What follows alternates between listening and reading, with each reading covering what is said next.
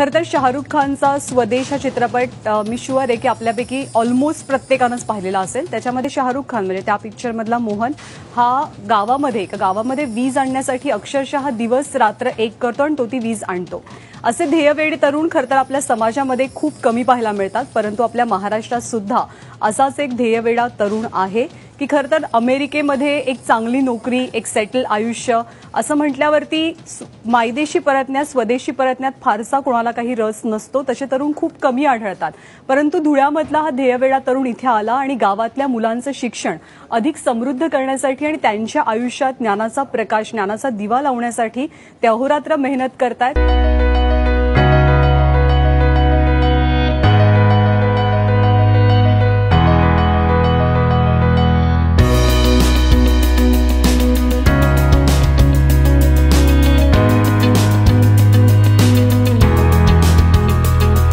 जो आम्ही धुळ्यामध्ये उपक्रम करतो आहे त्यामध्ये तुम्हालाही कशी इन्व्हॉल्वमेंट होता येईल त्यासाठी सध्याची धुळ्याची स्थिती आणि आम्ही जो उपक्रम करतो आहे त्याच्यातून काय फायदा अपेक्षित आहे किंवा पुढे आमचं जे धुळे जे सर्व चुकीच्या कारणांसाठी पुढे येत आहे ते कसं त्याच्यातून बदलू शकणार आहे, त्यासाठी आम्ही काय प्रयत्न करतो आहे त्याची माहिती देण्यासाठी आज मी इथे आलेलो आहे। माझं नाव हर्षल सुभाष विबांडिक। मी 12वी पर्यंत धुळ्यालाच होतो। इंजिनिअरिंग मी मुंबईला केलं, माटुंग्याला ICT मुंबई, पहिले त्याचं नाव UDCT होतं, तिथून मी इंजिनिअरिंग केलं। नंतर 4 वर्ष ॲज अ इंजिनियर म्हणून जॉब केला अहमदाबादला आणि 2006 साली मी अमेरिकेला गेलो। अमेरिकेतल्या न्यूयॉर्क शहरात मी MBA फायनान्स केला आहे आणि त्याच्यानंतर 10 वर्ष मी ॲज अ इन्व्हेस्टमेंट बँकर म्हणून न्यूयॉर्कमध्ये जॉब करत होतो। तिथे आमची स्वतःची कंपनी स्थापन केली, इंटरनॅशनल कॅपिटल पार्टनर्स नावाची।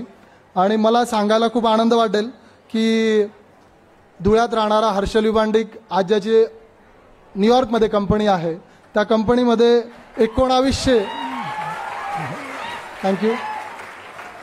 1900हून अधिक एम्प्लॉई आमच्या न्यूयॉर्कच्या कंपनीमध्ये संपूर्ण अमेरिकेमध्ये काम करतात। आणि जे माझं स्वप्न होतं की धुळ्यात राहायचं आणि डॉलरमध्ये पैसे कमवायचे ते मी आता माझं स्वप्न जगतो आहे। पण त्यानंतर धुळ्यात आलेले अनुभव म्हणजे धुळ्यामध्ये ज्या उपक्रमामुळे माझं थोडं नाव झालं तो म्हणजे डिजिटल शाळा उपक्रम। त्या अंतर्गत आम्ही ज्या जिल्हा परिषदेच्या सरकारी शाळा असतात ग्रामीण भागामध्ये त्या शाळांमध्ये डिजिटल वर्ग बनवले। साधारणतः 1100 शाळांमध्ये आम्ही हा उपक्रम राबवला 18 महिन्यामध्ये। आणि त्यानंतर उपक्रम इतका यशस्वी झाला की मला आपल्या राज्याचे शिक्षण मंत्री यांनी पूर्ण महाराष्ट्रभर फिरायला सांगितलं आणि पूर्ण महाराष्ट्रात आजच्या घडीला 50,000हून अधिक जिल्हा परिषद शाळा या डिजिटल झाल्या आहे। आणि त्याचा एक जो रिझल्ट आला म्हणजे आता मी माझ्या मुद्द्याकडे येतो की कसं काय मी त्या एंटरप्रेनरशिपचे जे आता प्रोग्राम सुरू झाले त्याकडे कसा वळलो।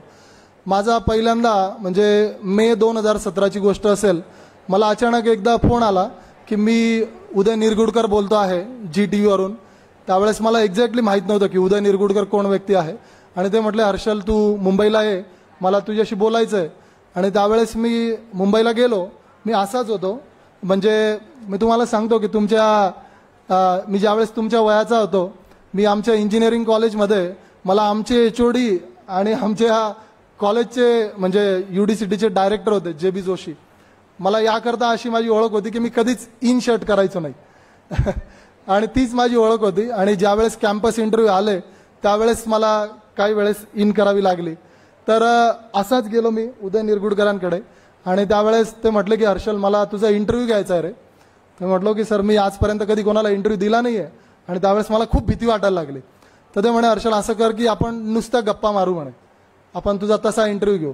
मध्ये म्हटले तुला पहिले ना मी दुसरा शर्ट घालायला देतो आणि तू इन शर्ट कर म्हणे प्रॉपर, कारण इकडे डार्क शर्ट लागतो म्हणे, तू हा पांढरा शर्ट घालून आलाय। आणि त्यावेळेस माझा पहिला इंटरव्ह्यू झाला आणि मी अचानक धुळ्यातले मला खूप जण ओळखायला लागले। त्यानंतर मला त्या इंटरव्ह्यू नंतर माझा कट्टावर बोलवलं। माझा कट्टावरच्या वेळेस मी खूप कॉन्फिडंट होतो, कारण त्यानंतर तर मला खूप त्रास सुरू झाला। म्हणजे ज्यावेळेस कोणी माझा कट्टावर जातं त्यामुळे त्रास कसे सुरू होता मी तुम्हाला सांगतो। लोक तुम्हाला टीव्हीवर बघतात आणि त्यांना अचानक वाटायला लागतं की तुम्ही खूप मोठी व्यक्ती आहात आणि कोणी तुम्हाला घरी येऊन असं म्हणत नाही की तुम्ही खूप छान काम करता आहे किंवा वा वा खूप ग्रामीण भागातल्या शाळा, असं कोणीच म्हटलं नाही. तरुण आले, ते म्हटले की सर मी बी झालोय, मला कुठेतरी नोकरी लावून द्याल का. पालक आले, आमच्या मुलाला कुठेतरी अमेरिकेमध्ये जाण्यासाठी मार्गदर्शन करा. काही काही तर पालक बिचारे असे आले की आमचा मुलगा अमेरिकेत आहे, तुमची अमेरिकेत कंपनी आहे, त्याला तिथेच नोकरीला लावून द्या. तर अशा प्रकारे सर्व गोष्टी सुरू झाल्या आणि त्यावेळेस मी खऱ्या अर्थाने धुळे शहराचा किंवा धुळे जिल्ह्याचा त्या दृष्टिकोनातून विचार करायला लागलो. आणि त्यावेळेस मला एक गोष्ट अशी आढळली, ती खास करून धुळे जिल्ह्यामध्ये किंवा शहरामध्ये, आमचं जे धुळे शहर आहे, तुम्ही जर पांझरा नदी किनारी एक ट्रॅव्हल पॉईंट आहे तिथे, आणि त्या ट्रॅव्हल पॉईंटला तुम्ही जर गेला तर रोज दिवसाला रोज, ज्यावेळेस कोणत्याच सुट्ट्यांचा सीझन नसतो, दिवाळी नसते, दसरा नसतो, पण त्या ट्रॅव्हल पॉईंटहून दिवसाला 60 गाड्या, 60 ट्रॅव्हलच्या गाड्या या पुण्याला जातात, 35 ट्रॅव्हलच्या गाड्या या धुळ्याला जातात. त्यावेळेस मी म्हटलं अरे एवढे सर्वजण पुण्याला आणि मुंबईला का जात असतील.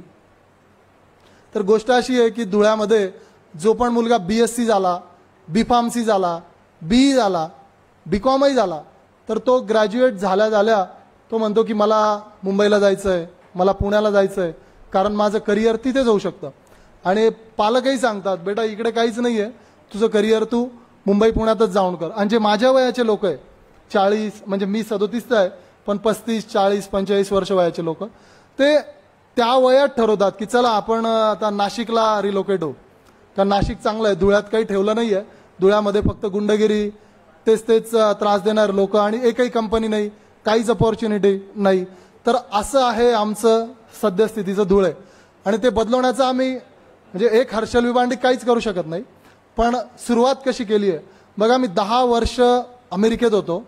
आज तुम्ही जर अमेरिकेत जाल तर everybody is inspiring to go to US. प्रत्येकाला तिथे वाटतं की मी अमेरिकेत जायला पाहिजे, मला तिथे नोकरी मिळायला पाहिजे. काही काहींना असंही वाटतं की मी लग्न करेल तर अमेरिकेत जाऊन गोऱ्याच मुलीशी करेल. असे बरेच माझे मित्र होते, अशा म्हणजे बोथ साईडला असतात. मुलींनाही असं वाटतं लग्न करेल तर गोऱ्याच मुलाशी करेल. तर तिथे गेल्यावर त्यांचं मतपरिवर्तन लगेच होतं 2 वर्षात, ती गोष्ट वेगळी आहे. पण जे अमेरिका आहे ते अमेरिका एक असं मॅग्नेट आहे की ते जगभरातल्या टॅलेंटला त्यांच्याकडे अट्रॅक्ट करतं. आणि त्यामुळे अमेरिकेचं विकासाचं इंजिन हे खूप जोरात चालतं. धुळ्याच्या विकासाला काही इंजिन वगैरे हा प्रकारच नाही आहे, ती धक्का गाडी आहे, कधी चालली तर चालली किंवा बंदच पडते ती कायम. तर त्यावेळेस मी विचार केला की आपण इथे काय करू शकतो. आणि मग आम्ही एक स्टार्टअप धुळे इनिशिएटिव्ह सुरू केला आहे, साधारणतः जानेवारी महिन्यात सुरू केला. त्या अंतर्गत मी तुमच्यासारख्याच तरुणांना, हजारो तरुणांना आतापर्यंत भेटलो, वेगवेगळ्या इंजिनिअरिंग कॉलेजेसमध्ये गेलो. आणि त्यावेळेस मी त्यांना सांगितलं की तुम्हाला आज जर मी विचारलं ना करिअर प्रॉस्पेक्ट पुढे काय, लगेच ते सांगता सर मला मुंबईला जायचं आहे, सर मला माझी बहीण तिकडे पुण्याला आहे, जिजाजी पण पुण्याला आहे, ते सांगतात ते टेक महिंद्रामध्ये आहे, तू पण इकडे, मी तुला इथे टेक महिंद्रामध्ये लावून देतो. अशा सर्वांचे प्लॅन्स ठरलेले आहे. आणि त्यावेळेस जर इथे तयार होणारं सर्व माल जर पुणे आणि मुंबईतच विकले जाणार आहे तर धुळ्याची अवस्था तशीच राहणार आहे. तर आम्ही काय केलं, मी म्हटलं आपण टेस्ट करू तरुणांना. कारण काय आहे की मी काही कंपन्यांशी बोललो ना तर ते म्हणे अहो धुळ्यात आम्ही कॅम्पस इंटरव्ह्यूला जातो, मुलं नुसते जॉब घेतात पण जॉईनच होत नाही म्हणे आमच्याकडे. मग त्यावेळेस मी धुळ्याच्या मुलांना स्टार्टअपची माहिती सांगितली, स्टार्टअप, आणि त्यावेळेस आम्ही काय काय मदत करू शकतो याची माहिती सांगितली. तुम्हाला खूप आश्चर्य वाटेल, मी फक्त माझा ईमेल ॲड्रेस शेअर करत होतो त्यांना, आणि within span of 2 to 3 weeks मला 40हून अधिक बिझनेस प्रपोजल आले, 40हून अधिक. आणि त्याच्यानंतर म्हणजे आज जर तुम्ही माझ्या घरी याल, माझ्या घरी लिटरली दिवसाला 1 किंवा 2 बिझनेस प्लॅनचं प्रेझेंटेशन असतं. माझं घर काय असं कॉर्पोरेट ऑफिस नाही आहे, पण रोज असतं. आणि बरेच हौशी मुलंही येतात. म्हणजे 2 दिवसापूर्वीची गोष्ट, एक मुलगी आली B.Com ची, सर म्हणे ते मी सर्व मेडिसिन आता ऑनलाईन विकायला लागते म्हणे, तर मला मदत करा, माझी स्टार्टअप आहे. तर असे हौशी मुलंही येतात वेगवेगळ्या प्रकारचे. पण आमचा सिंपल क्रायटेरिया आहे, आम्ही आलेल्या प्रत्येक तरुणाला जनरली त्याची डेप्थ चेक करतो की याच्यात खरंच किती पोटेन्शियल आहे ही स्टार्टअप सुरू करण्याचं, आणि त्याचा अभ्यास किती झाला आहे, त्याला ग्राउंड लेवलची माहिती किती आहे. आणि साधारणतः 2 महिन्यापूर्वीची गोष्ट असेल, आम्ही 40 मधून एक 14 बिझनेस प्लॅन शॉर्टलिस्ट केले होते. आणि त्याचं एक प्रॉपर प्रेझेंटेशन ठेवलं. विविध इंजिनिअरिंग कॉलेजच्या प्रोफेसरला बोलवलं आणि त्याच्यातून 4 बिझनेस प्लॅन आम्ही मुंबईतल्या एका इन्क्युबेशन सेंटरला प्रेझेंट केले आणि त्यातून 2 बिझनेस प्लॅनचं आता कंपनीमध्ये रूपांतर होत आहे. आणि त्याच्यानंतरही जी पाईपलाईन आहे, पाईपलाईन आता 40-50ची आहे, वेगवेगळ्या स्टेजेसला आहे. आणि मला तुम्हाला सांगायला खूप आवडेल, एक 15 मेला माझी मुख्यमंत्र्यांची भेट झाली होती, मुख्यमंत्र्यांशी त्यांच्या घरी. आणि मी त्यावेळेस मुख्यमंत्र्यांना म्हटलं की सर आम्ही स्टार्टअप धुळे इनिशिएटिव्ह सुरू करतोय. तर ते हसले, अरे हर्षल म्हणे धुळ्यात कुठे स्टार्टअप तयार होता का? म्हटलं सर होता ते, आदिवासी भागातलेही काही स्टार्टअप असू शकतात. जनरली कन्सेप्ट कसा आहे, अमेरिकेमध्ये ज्याला स्टार्टअप सुरू करायची त्याला सॅन फ्रान्सिस्कोला जावं लागतं, किंवा ज्या फायनान्स किंवा मीडिया रिलेटेड स्टार्टअप आहे त्या बॉस्टनमध्ये किंवा न्यूयॉर्कमध्ये त्यांना येतात, कारण तिथे पूरक वातावरण असतं. त्यांना लागणारं टॅलेंट, त्यांना लागणारी रिसोर्सेस, त्यांना लागणारी फंडिंग तिथे अवेलेबल असते. भारतात काय की ज्याला पण स्टार्टअप सुरू करायची असते त्याला हैदराबाद, बँगलोर किंवा गुडगावला जावं लागतं. तर आम्ही जे स्टार्टअप सुरू करतोय, धुळे हे छोटं शहर आहे, Tier 3 सिटी आहे आणि Tier 3 सिटीच्या गरजा वेगळ्या आहे. आज एक Tier 1 सिटी किती असतील महाराष्ट्रात? 1 किंवा 2 किंवा तिसरी जी नागपूर येते आता ती. पण मेजॉरिटी सिटी या Tier 3 सिटी आहे. तुम्ही ज्या पण मल्टीनॅशनल कंपनी बघाल, नाव they are talking about penetration in smaller city. तुम्ही बघितलं मागच्या महिन्यात फेसबुक मराठीमध्ये सुरू झालं आता. तर प्रत्येक जे मार्केट आहे मोठ्या शहरांच्या मार्केटमध्ये सॅच्युरेशन झालंय. प्रत्येकाला आता त्या ग्रामीण भागातल्या माणसापर्यंत पोहोचायचं आहे. त्याच्यातून एक मार्केट तयार होत आहे आणि त्याच्यातूनच आमच्या धुळ्याची स्टार्टअप इंडस्ट्री आता तयार होते.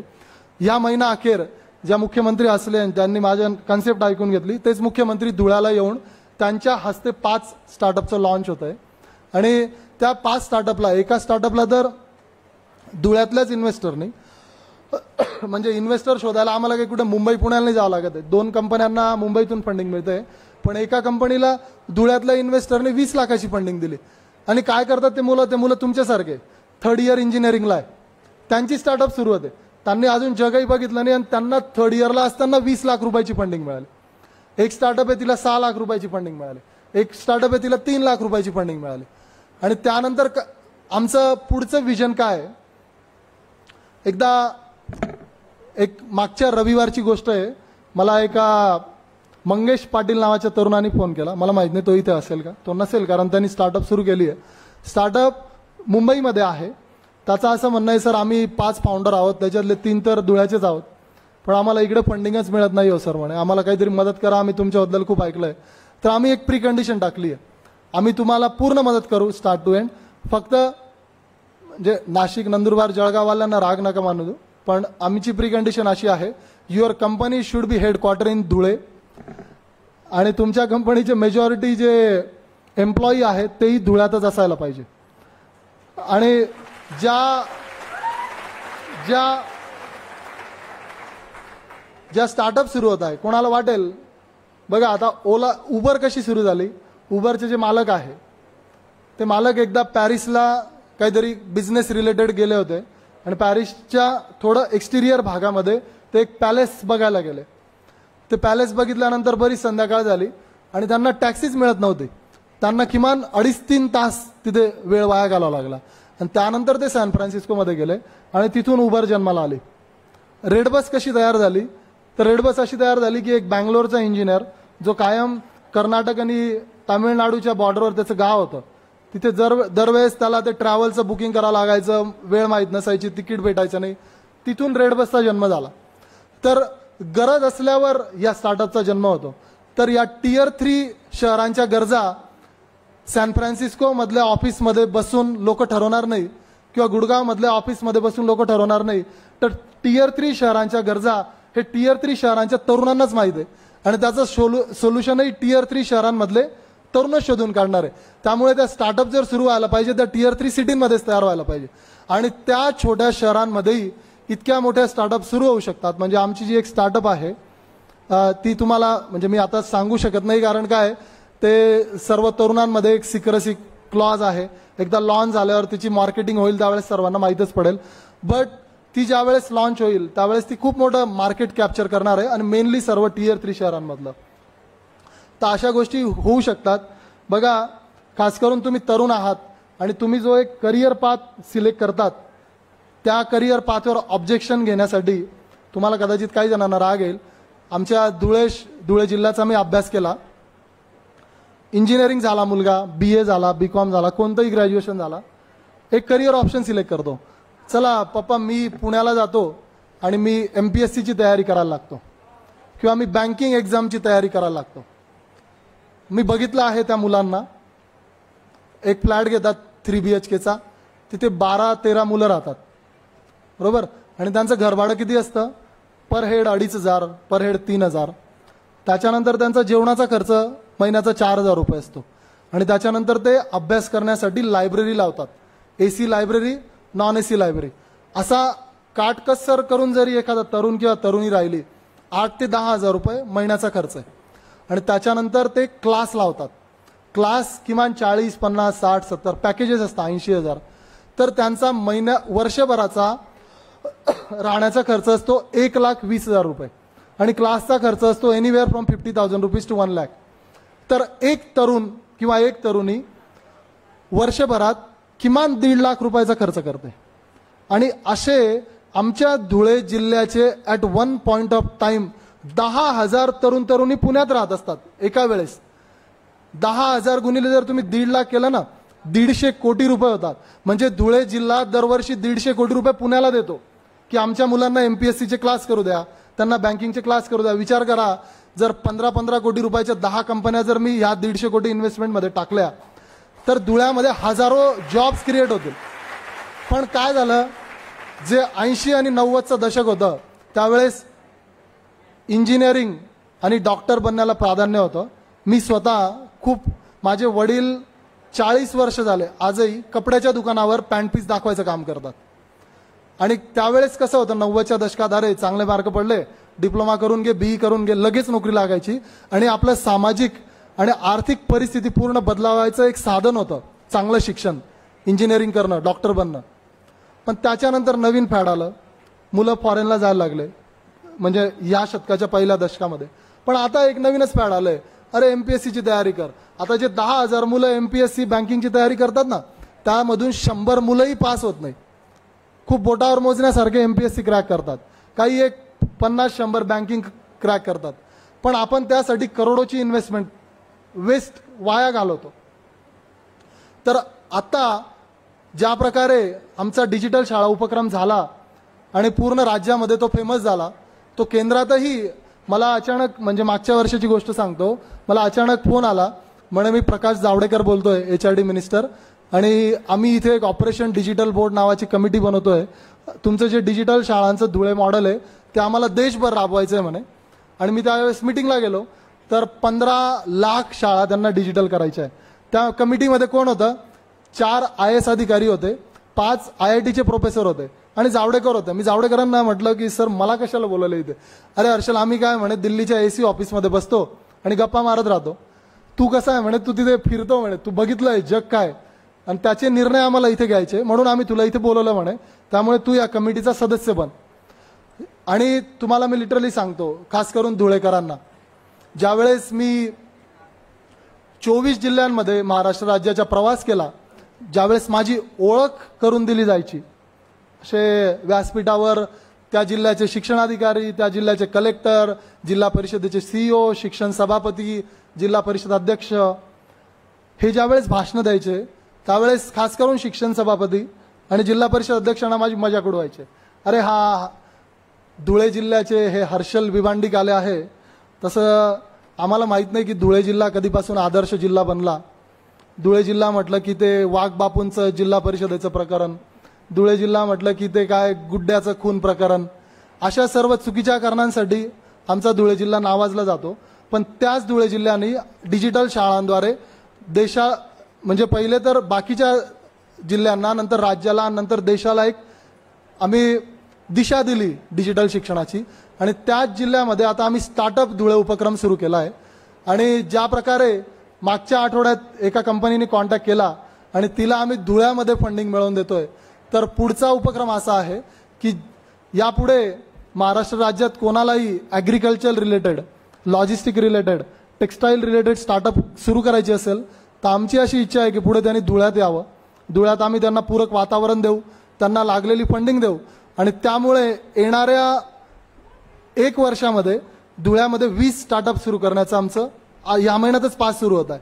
आणि त्यानंतर काय होईल, ज्या प्रकारे अमेरिका सर्व टॅलेंटचं पूल अट्रॅक्ट करून घेतं, सर्व टॅलेंटचं पूल बनतं तिथे, तसे धुळ्यामध्ये तुम्हाला सहजासहजी SAP इंजिनियर अवेलेबल असतील, सहजासहजी जावा इंजिनियर अवेलेबल असतील, असे वेगवेगळे इंजिनियर ज्यावेळेस अवेलेबल असतील त्यावेळेस मग मोठ्या कंपन्याही विचार करतील. आज मी तुम्हाला सांगतो, ज्यावेळेस तुम्ही मुंबईला जाता, इथून नाशिकहून मुंबईला गेले ना, एक शहापूर नावाचं गाव लागतं आणि त्या शहापूरपासून तुम्ही भिवंडी बायपासपर्यंत पोहोचतात ना, अशा प्रत्येक बाजूला असे शेड असतात, मोठ्या मोठ्या शेड.